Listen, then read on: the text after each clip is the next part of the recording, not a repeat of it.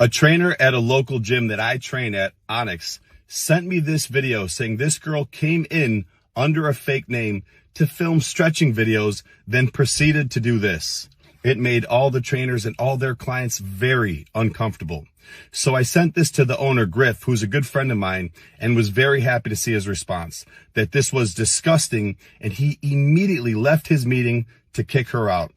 Her response, to sarcastically post this and continue to say that it was just stretching, but when you go to her page, you see that she posts content just like this in busy commercial gyms to promote her OnlyFans. Nothing against OnlyFans, make money how you want, but this content has no place in the gym. More gyms need to start taking action like Onyx to kick creators out, male or female, that make content like this. So to this young woman, have some self-respect. And if you can't have self-respect, at least have respect for the people around you at the gym. You need to do better. Mind your own business. She needs to be on a list. All gyms need to ban filming in the gym. It's a big safety risk and an invasion of others' privacy. The fact that she is going around proud of stretching is so disturbing on so many levels.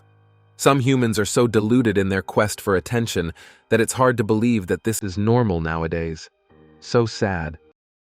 Completely delusional. Men are the easiest thing in the entire world. I have never wanted a man and not gotten him. Do you have any idea how many men have wanted me and not gotten me? There has never been a single man that I have wanted that I have not gotten, because men...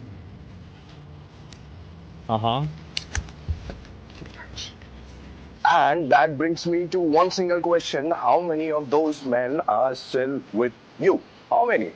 I think they didn't want you. They wanted something else. I'll see you in the next one.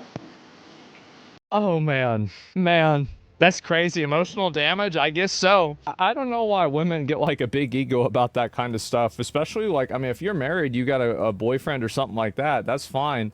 But a lot of these guys, yeah, it's a, you know, you talk about pump and dump with crypto, well, this is pretty much the same thing. She doesn't realize she is the easy one.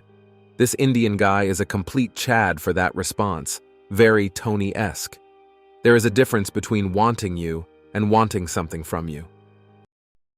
You let him slip it? By accident? I make too much money to let that shit happen.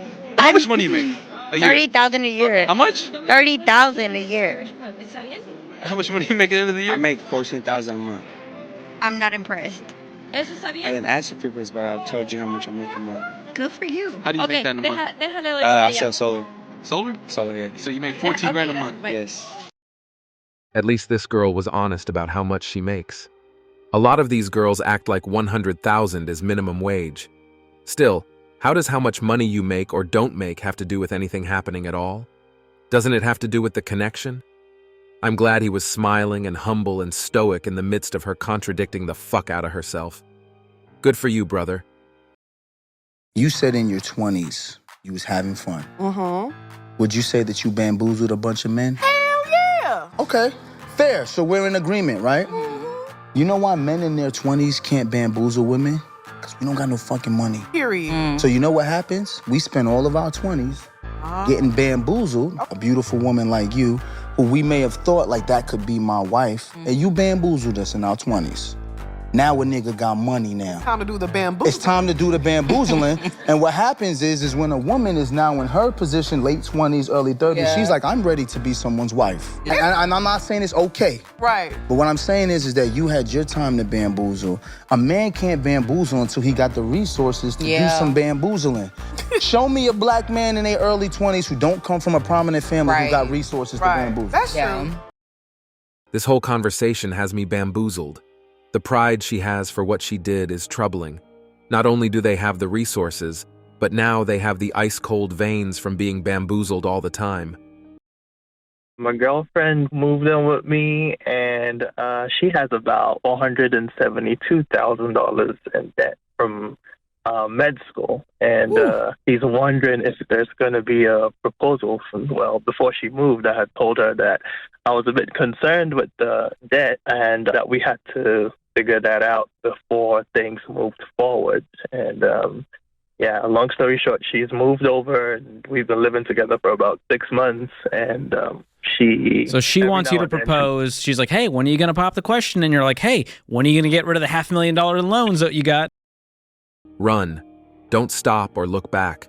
Run for your life. Guys can't have girls as friends. I'm so happy I got this. I'm happy I got this. I think guys can have girls as friends that they're not attracted to at all. I think so. You're saying that they just have to be ugly. Well, you know what? Now that I think about it, even ugly ones, you know. He's at least honest. Most of my female friends are not attractive to me. He doesn't just mean looks-wise, but personality-wise too, because you can have a hot woman who's a female. You just know she a red flag, so you aren't going to go near it. I'll be honest with you guys. The reason why so many people are single and not in a relationship today is because we're looking for 90s love in a 2025 hookup culture.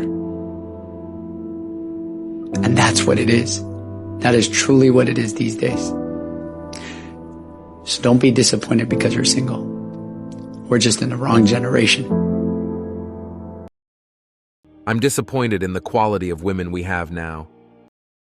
There's many circumstances where purity isn't necessarily like valued, not valued, but like it's not a thing anymore, and it's not because of your own decisions that you've made. Right, and do you think we live in a better society now because of that? I mean, if we look at the stats, I mean, 26% of women are on antipsychotics, anxiety meds. 26% of women, where we have pushed this liberation movement of feminism. So we've given you ladies more rights, quote unquote. We've given you more freedom, and you guys have over double the rate of antipsychotics than men. I've worked in treatment. I know that women are more open to being in therapy and taking meds than men that think that they can like handle things on their own and do that. Do you know why that is though? Because women are more open and in tune with their emotions. You can say open. That's a euphemism for propagandized. They're more propagandized. That's why they make up a huge percent of the marketplace. Women that have mental issues, they're more open to being like, okay, I'm going to go to a therapist. These women are going to the therapist. Are they going to male therapists or female therapists? A female therapist. So now women are taking advice from other women through therapy. Who are just as unhappy as they are. Who are just as unhappy, and they're going to push the same exact propaganda that got them there in the first place.